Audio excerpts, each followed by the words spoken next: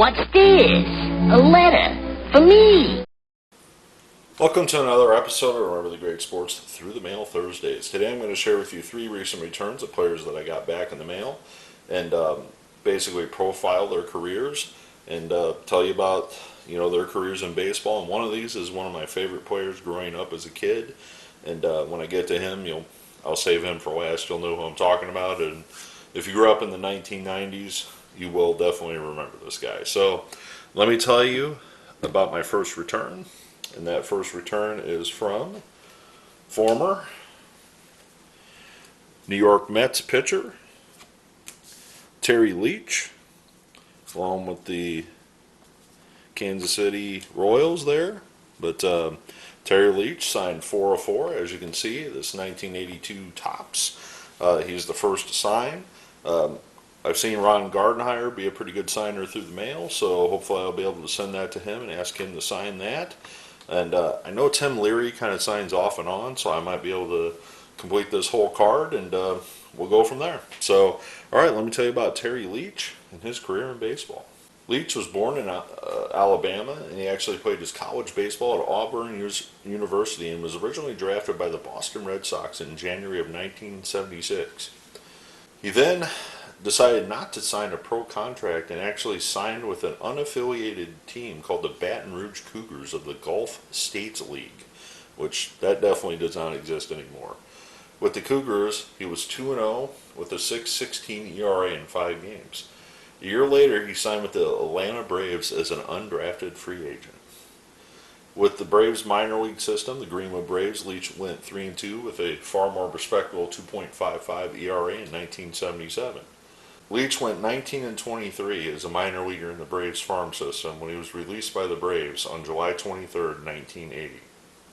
He then signed on July 27th, just almost a week later, not even a week later, with the New York Mets. After a season and a half in the minors with the Mets organization, he made his major league debut at Wrigley Field on August 12, 1981. So I'm just going to stop right there for a second.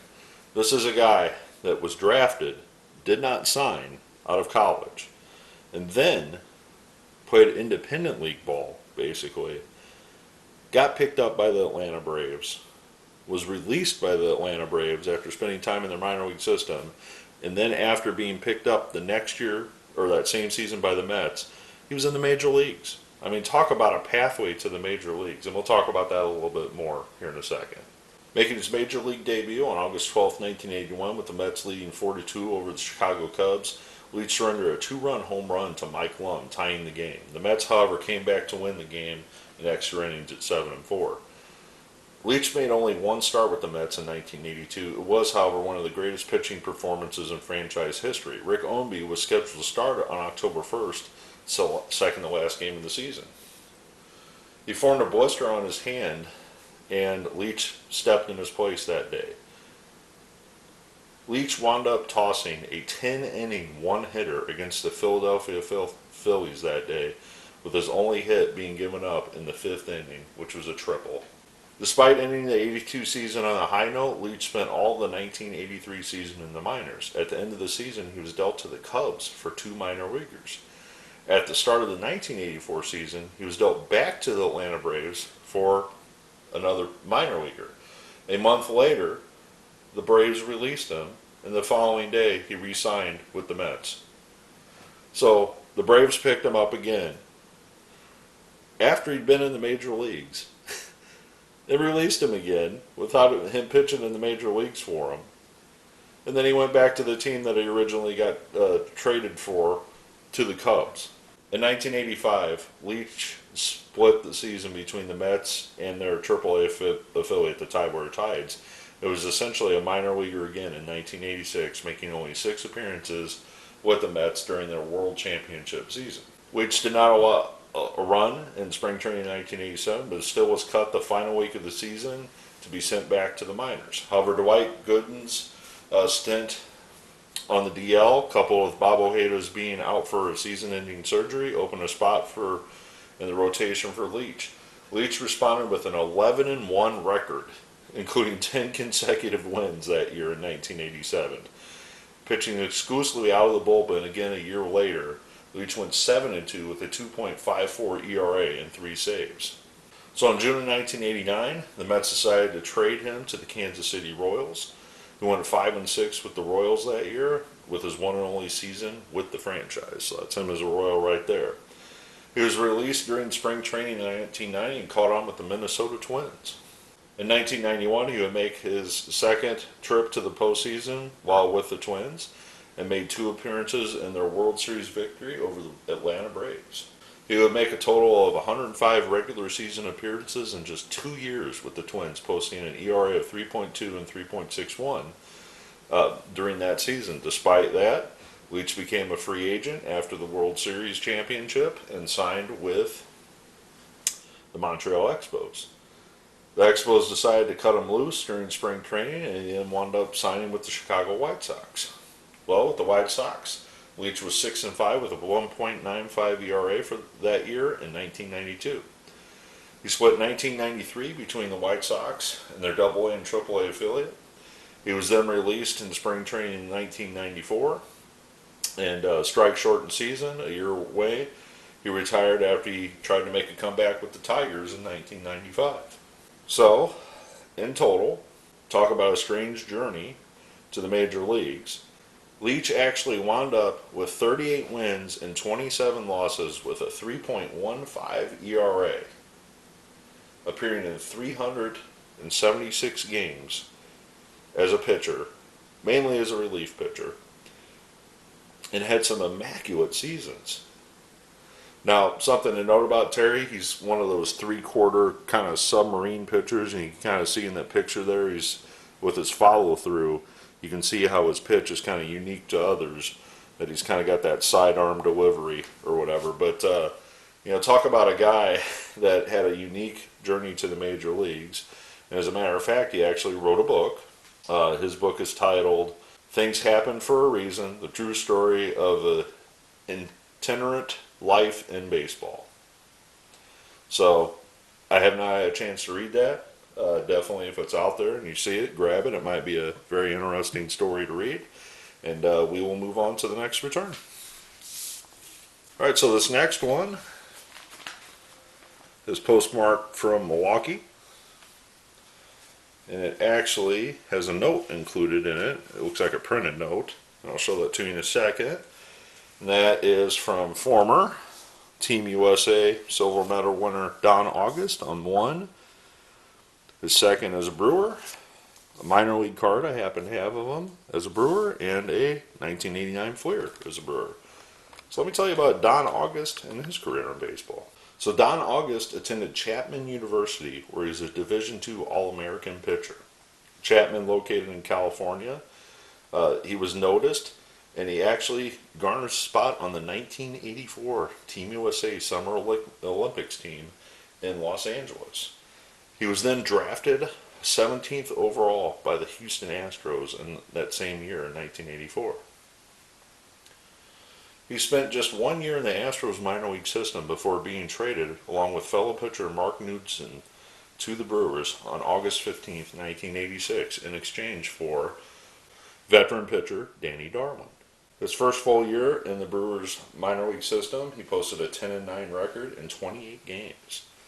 The following year, in 1988, he posted a 4-1 record in just 10 games and got his call up to the major leagues, making his major league debut.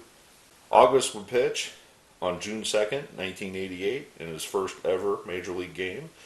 In 2 innings pitched, he would surrender 1 walk, but he would eventually wind up getting the win that day. August would remain with the major league club.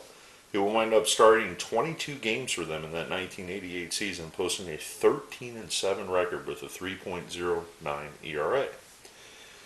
Well, the next year, he did not match his numbers that he did his rookie season, and he posted just a 12-12 record in 31 appearances for the Brewers in 1989. In 1990, some injury problems precluded him from appearing just in 5 games for the Brewers that year. However, in 1991, he did make a comeback, appearing in 28 games that year for the Brewers, posting a 9-8 record, starting 23 of those games. After that 1991 season, he was granted free agency and he signed with the Detroit Tigers. Well, the Tigers couldn't find a place on their roster for him, and he actually wound up splitting the season in their minor league affiliates in AA and AAA, appearing in 16 games, boasting a 3-4 record.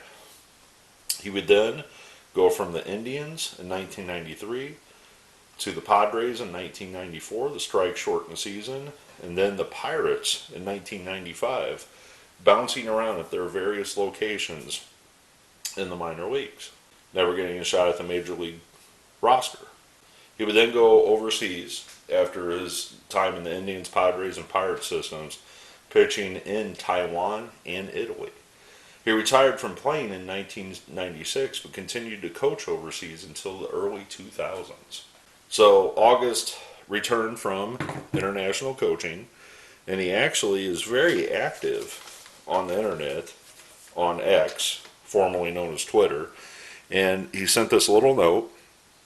Well, follow me on Twitter, now X, at DonAugust38, so definitely check that out if you guys are interested in learning about Don August. But he is in the process of writing a book called Foreign Affairs, which is talking about his career pitching overseas, as well as, I'm sure, coaching overseas as well. So if he does write that book, definitely check it out. But talk about a cool story. This guy was part of the Team USA team that won the silver medal in the Los Angeles Olympics. He played in the major leagues, had some issues with his injury issues, and wasn't able to get back to where he was his rookie season.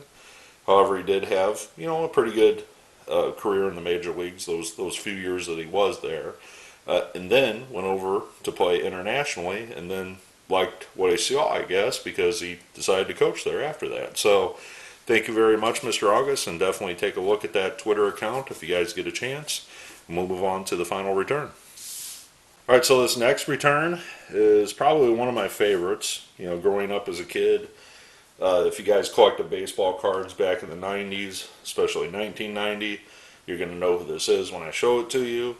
And this is actually a 1990 Donruss the Rookies, signed by John Olerud, along with a Seattle Mariners card, Topps Heritage. I'm not sure what year that is. They make so many Heritage cards I can't keep track. But Topps Heritage card of John Olerud as a Seattle Mariner. So let me tell you about the great John Olerud and his career in baseball. So John grew up in Washington, and he was the son of his father, John Olerud Sr., and his father played at Washington State for the Cougars as a catcher, and was a captain of that team that actually went to the semifinals of the College World Series in 1965. John's father then was drafted by the California Angels, and while he was playing in the minor leagues, actually was studying to get his medical degree. So Dr. Olerud had a son, and that was John Jr., and he attended high school in Bellevue, Washington, where John Jr. was a varsity basketball, golf, and baseball player for 3 years. As a senior in 1986, he led his high school to a state school baseball championship as both a pitcher and a first baseman. On June 2nd, 1986, at the age of 17, he was drafted by the New York Mets. However, he decided not to sign with the Mets and instead signed to play at the same place his father did, Washington State University.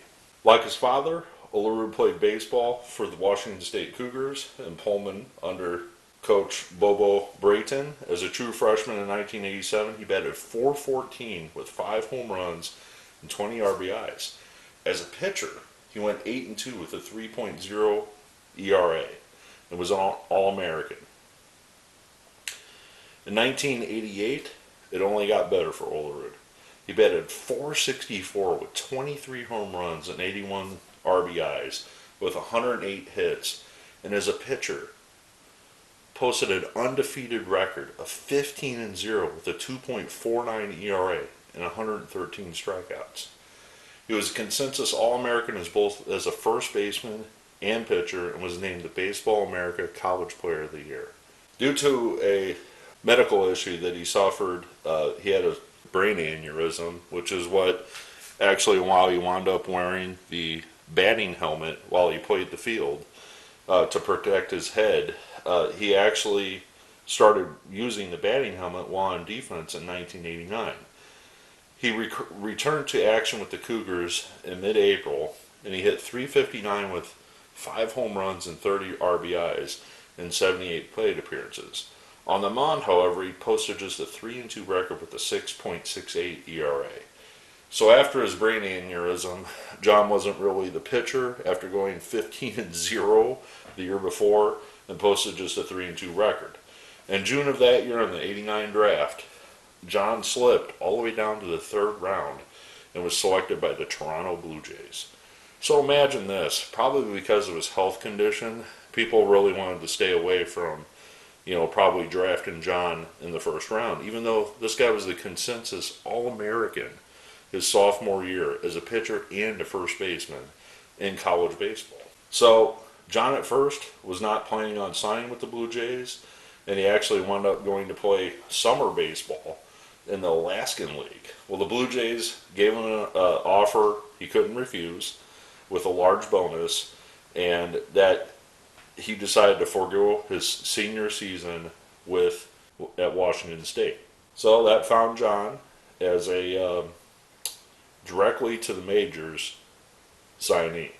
There's only a small few amount of people that will forego going to their last year of college, and the Blue Jays promised him not one day in the minor leagues, and he went straight to the major leagues from Washington State. Well, remember, this guy went to the 3rd round, okay? Other people passed on him, and Olerud broke into the major leagues with the Blue Jays that very year in 1989 without ever playing a game in the minors. He was at first platooned his first couple years in the major leagues with the Blue Jays, and he was just so good in the lineup that he appeared in 111 games his rookie, first full season, and posted 14 home runs with a .265 batting average. Being part of the World Series championship teams, the 2-time World Series winners, Olerud was just, in his early 20s at this point of his career. He posted a .363 batting average in 1993 for the Blue Jays, leading the league that year in batting average.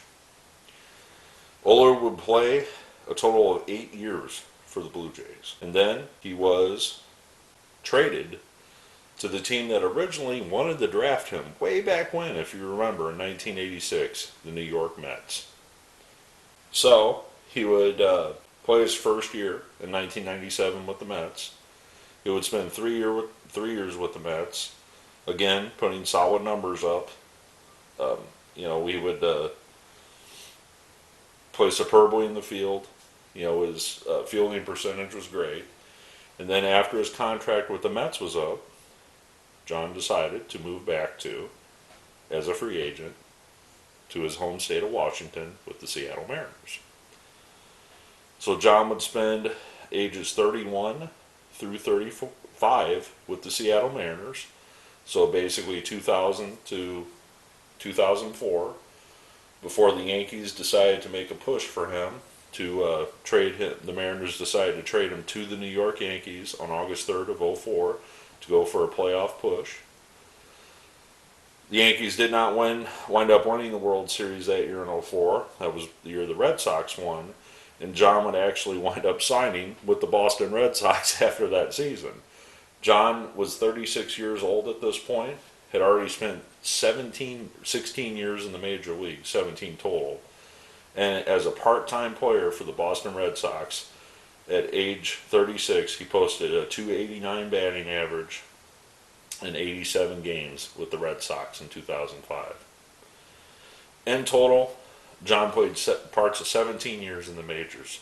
He appeared in 2,234 games, collected 2,239 hits, and posted a lifetime .295 batting average while hitting 255 home runs.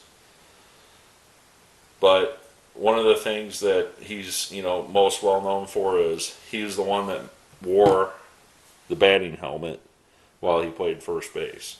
it was because of his brain condition, that he had the seizure and the aneurysm, that he, felt that that was a good safety measure for him to play the field while wearing that helmet. So another thing to point out is Mr. Olerud, because of his distinguished abilities in college baseball, the John Olerud Award is given out every year to the most distinguishable two-way player, which means they're a pitcher and a hitter in college baseball. So John Olerud, one of the best to ever play the game during the 1990s, and probably one of the most underrated players from his era. So I want to thank Mr. Olerud for signing his cards. I'm very happy to add him to the collection again. John is pretty stringent about just signing 2 per person, so if you do write him, make sure you only include 2.